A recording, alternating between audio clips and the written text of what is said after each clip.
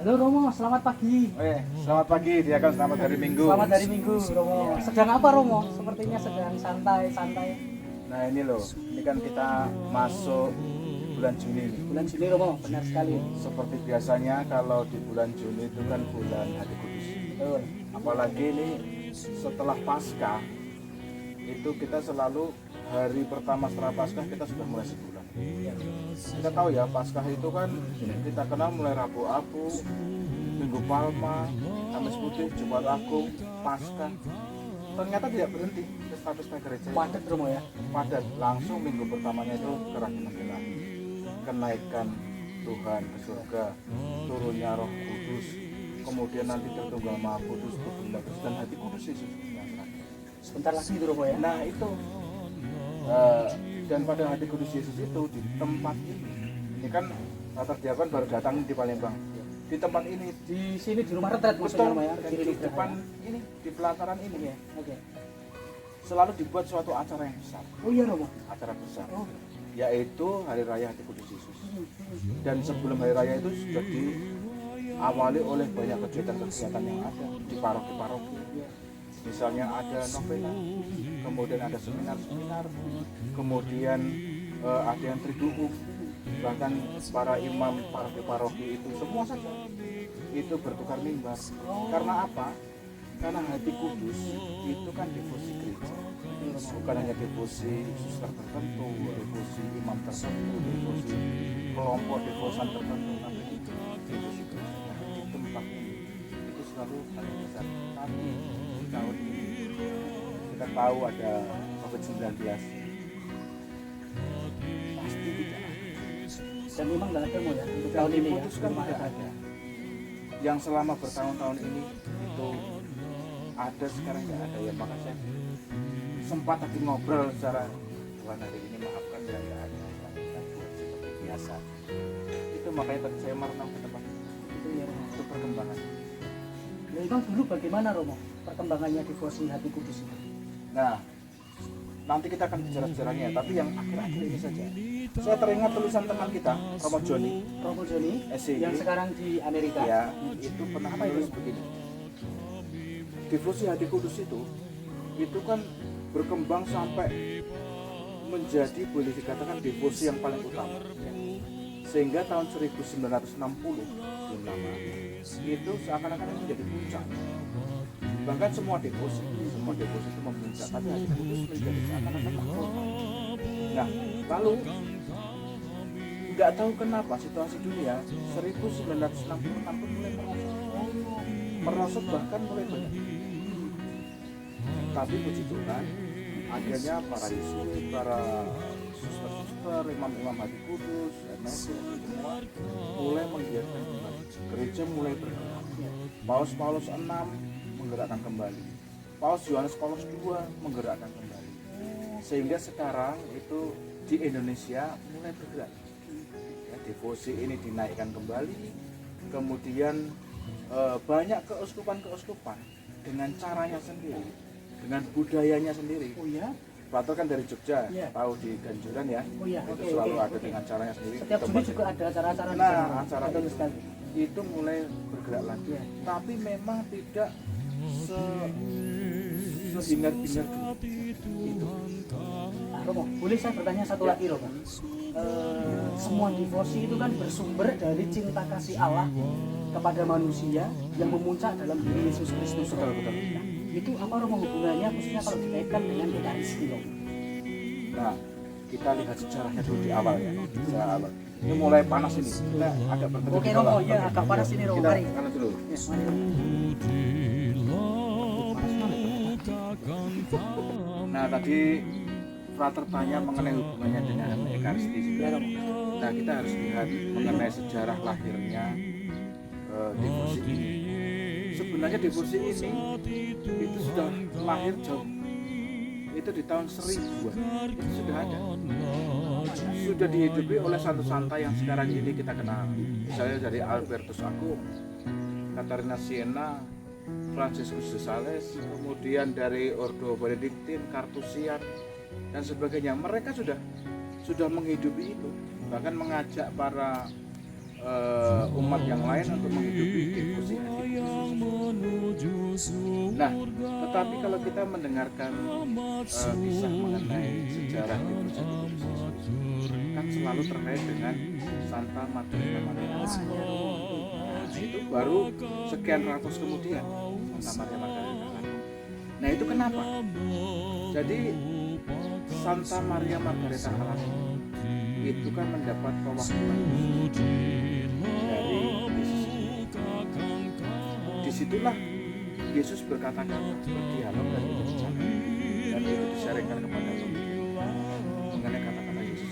Apakah ini sebagai pewahyuan pribadi atau pewahyuan intinya bahwa begini, di Ekaristi itu kan puncak semuanya dari ditanyakan. Nah, justru di tempat itulah Yesus merasa sedih. Kenapa Romo?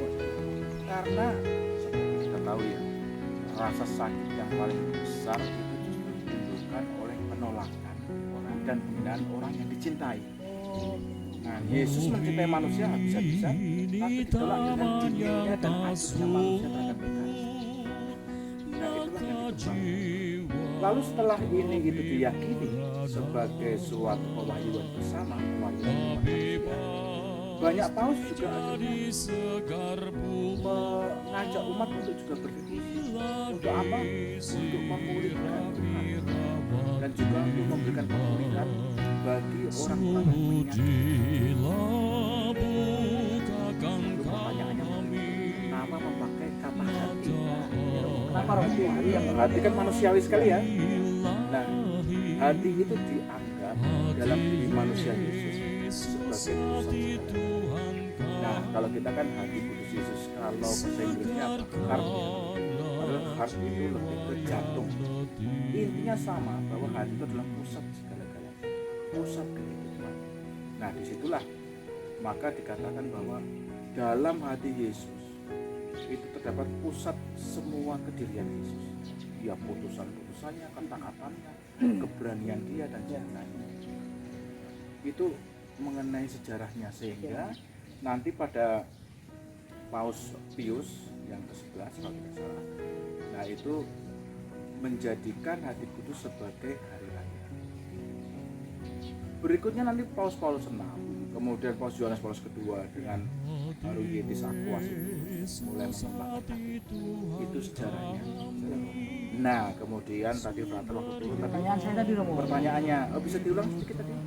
Ini Romo, sebagai ungkapan devosi itu kan bersumber dari cinta kasih Allah kepada manusia yang bersumber Pada Yesus. berpuncak pada Yesus Kristus Romo. Iya, iya. Itu bagaimana dijelaskan? Dan juga berarti nanti hubungannya juga dengan Ekaristi. Iya Romo. Nah, baik, itu menarik sekali. Tapi ini karena udah berteduh tapi masih panas nih. Kita ke gazebo aja. Oke, ya. Romo. Ya, baik, Romo. Untuk melihat hubungan itu. Iya Romo. Kita Oke Romo.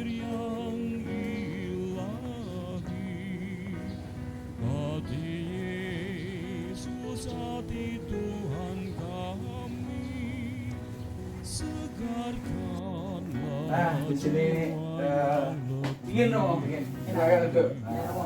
Udah, Romo. Nah, Frater, tadi pertanyaan Frater itu pertanyaan yang sungguh teologis. Oh, iya, Romo. Ya. Tapi kita nggak bisa menjelaskan semuanya. Karena kalau untuk menjelaskan semuanya itu butuh suatu latar belakang yang khusus ya. Tapi intinya begini, hubungan antara devosi hati kudus dengan devosi lain dan juga dengan gereja dan khususnya dengan Ekaristi sebagai puncak hidup kita. Iya. Nah, seluruh devosi kita katakan itu kan bersumber pada cinta Allah kepada manusia lewat Yesus sebagai puncaknya. Disitulah hati kudus justru menampakkan inti dari pesannya. Terlihat dalam penjelasan teologis mengenai apa hubungan devosi hati kudus dengan devosi atau dengan Ekaristi sendiri. Nah, Ekaristi itu kan bukan hanya pengenangan, tapi juga penghadiran kembali di meja altar Yesus yang dulu sebagai puncak dari cinta Allah sendiri kepada manusia. Itu dihadirkan kembali di meja Altar itu lah. ya, di altar itu. Dan kemudian itu kita sambut, sehingga kita pertama mengamini, menyatukan dengan Yesus sendiri yang berhasil sampai menyelesaikan karyanya, Iya. dan semoga itu semua energinya kita timba. Nah, banyak tradisi yang menempatkan suatu jeda waktu, adorasi, setelah komuni. Iya. Di situ malah justru ada kita mengenangkan Yesus yang bukan hanya ditempatkan di monstran, tapi ditempatkan di monstran yang hidup, yaitu hati kita sendiri. Kalau kita monstran aja kita sembah-sembah, apalagi dia yang sekarang kan harusnya kalau ketemu kamu, wah sudah Yesus di situ. kita di situ. Disitulah. Kemudian kalau kita berdoa atau juga berdevosi hati kudus kan selalu dikatakan kita memandang dia, memandang hatinya yang tertembus, tertikam, dan keluarlah darah dan air yang melambangkan Ekaristi. Maka bisa dikatakan bahwa Ekaristi itu adalah anugerah dari hati yang tertikam. Tapi kenapa kok hati yang tersobek berdarah menjadi kekuatan kita? Ada suatu perenungan mengatakan bahwa begini, saat kita memandang sakramen Maha Kudus, kita memandang Yesus sendiri, dan akhirnya melalui hatinya yang tertikam, melalui luka, kita bisa masuk langsung menembus ke jantung atau ke hati Tuhan. Jadi langsung ke pusatnya. Betul. Tapi kadang kita justru bisa bertemu Yesus melalui luka-luka itu. Makanya kita tahu bahwa kekuatan kita justru berbentuk luka. Marilah kita membuka dengan tanda kemenangan Kristus, tanda salib ya, tanda luka. Nah, disitulah.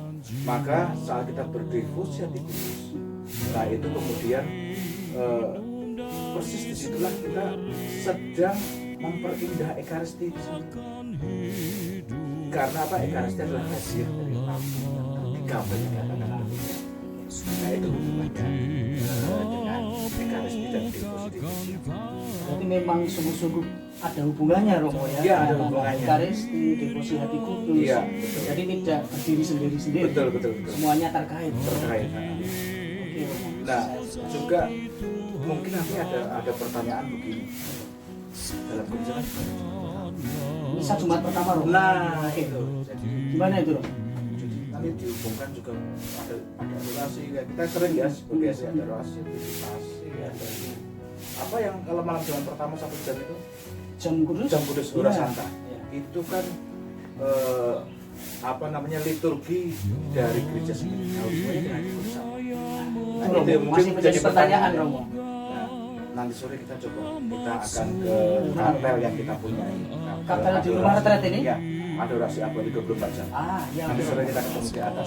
Nanti di sana dijelaskan, Romo ya, minta tolong ya. Terus kita sembahyang bareng. Oke, siap, Romo. Oke, ini sudah siang ini kita makan siang dulu. Makasih banyak, Romo. Mari.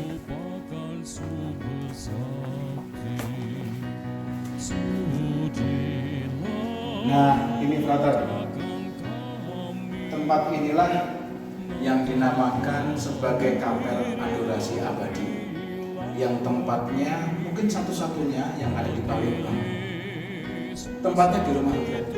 Tempat ini terbuka 24 jam. Siapa saja bisa masuk berdoa, tidak pernah dikunci. 24 jam. 24 jam. Bahkan juga kita selalu berdoa di sini, komunitas itu. Dan tempat inilah yang bagi mereka yang letih, bagi mereka yang ingin bertemu dengan hati kudus Yesus, bertemu langsung pribadi, berdoa apapun, buku-buku juga. Silakan nanti kalau ada umat yang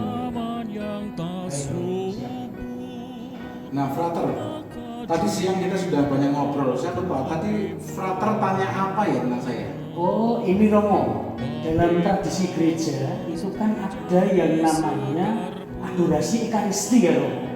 Lalu juga ada misa Jumat pertama, Romo.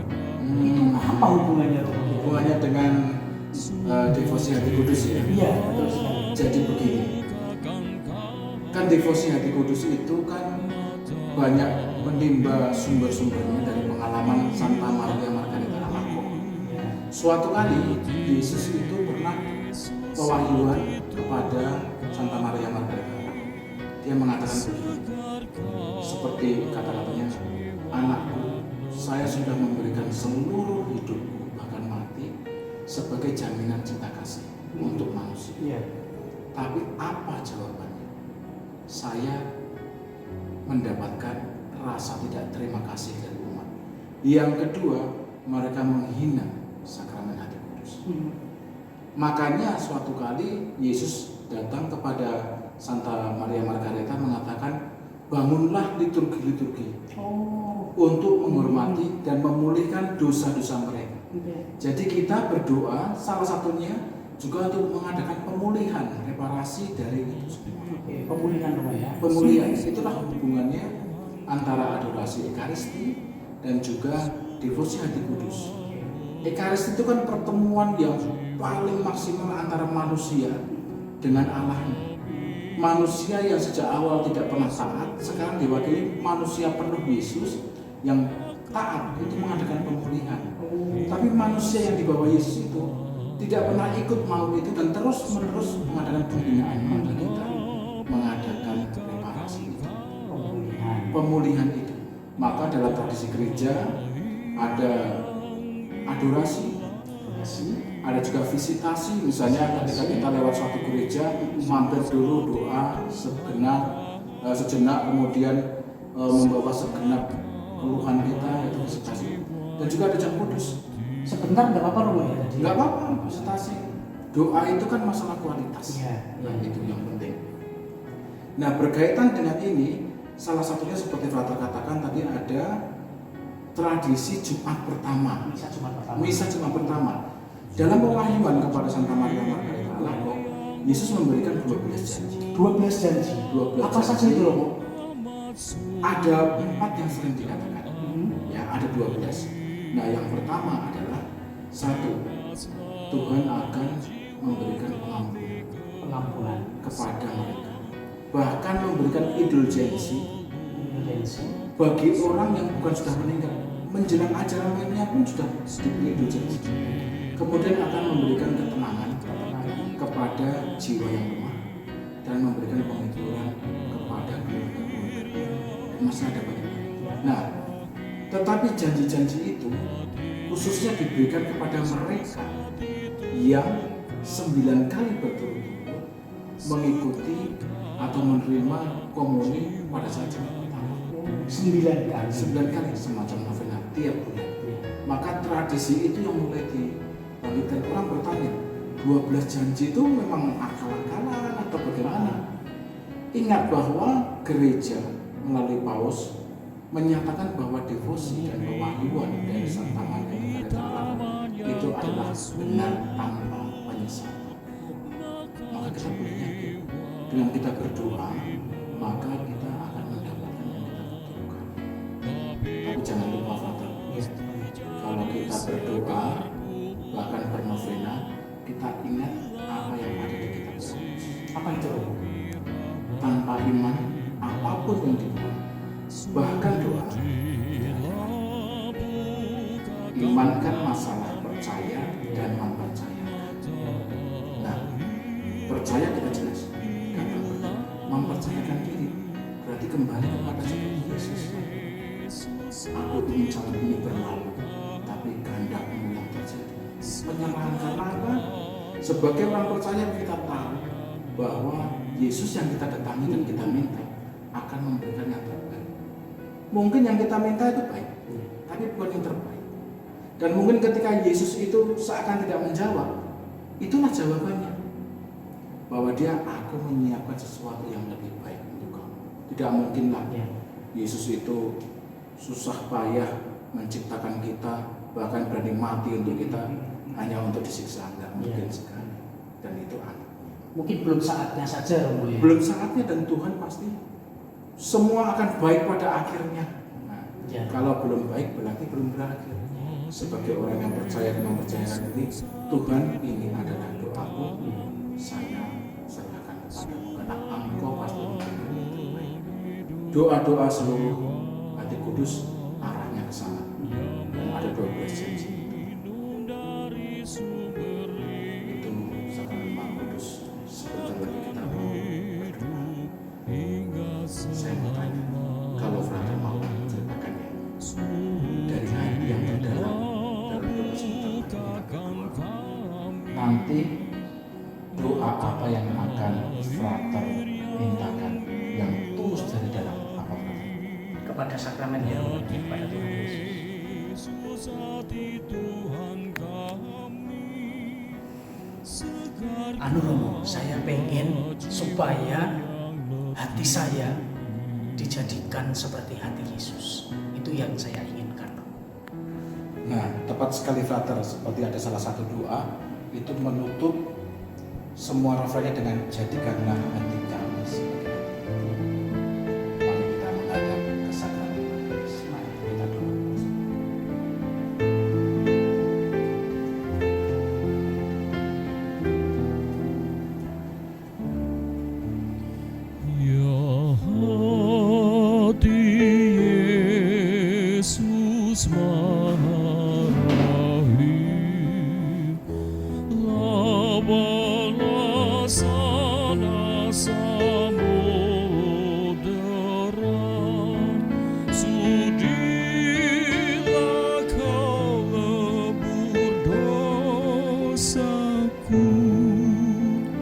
Dalam alun pengampunanmu,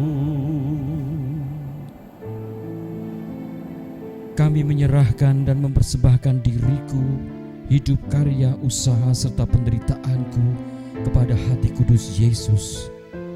Sejak saat ini, dengan segala kekuatanku, aku akan berusaha menghormati, memuji dan mencintai hati kudus Yesus. Dengan seluruh tenagaku, aku akan berusaha menjadi milik-Mu. Aku menolak segala perbuatan yang tidak berkenan di hati-Mu. Aku memilih hati kudus-Mu sebagai devosi utama penghormatanku, sebagai pelindung hidup dan jaminan keselamatanku, sebagai obat untuk menyembuhkan kekurangan serta kegoyahan sikapku, untuk menyilih dosa-dosa dari seluruh hidupku, dan untuk memperoleh bantuan pada saat ajalku. Hati kudus Yesus yang penuh kebaikan, jadilah penyilih dosa-dosaku, serta perisai terhadap murka Allah Bapa atas diriku. Hati kudus Yesus penuh cinta, seluruh harapanku aku pasrahkan kepadamu. Lindungilah aku terhadap si jahat, dan kuatkanlah kehendakku.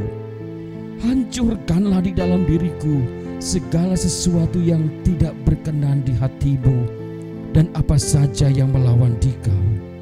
Semoga cinta ilahi-Mu meresap sedalam-dalamnya di dalam hati sanubariku, agar aku tak pernah melupakan Engkau dan berpisah daripadamu. Karena cinta-Mu yang tak terbatas, aku mohon dengan sangat, koreslah namaku di dalam hati-Mu. Engkau satu-satunya kerinduan, kebahagiaan serta kebanggaanku. Aku mau hidup dan mati sebagai anak-Mu. Amin.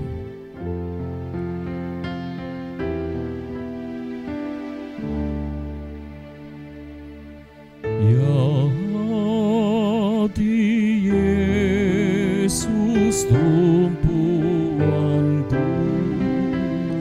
risau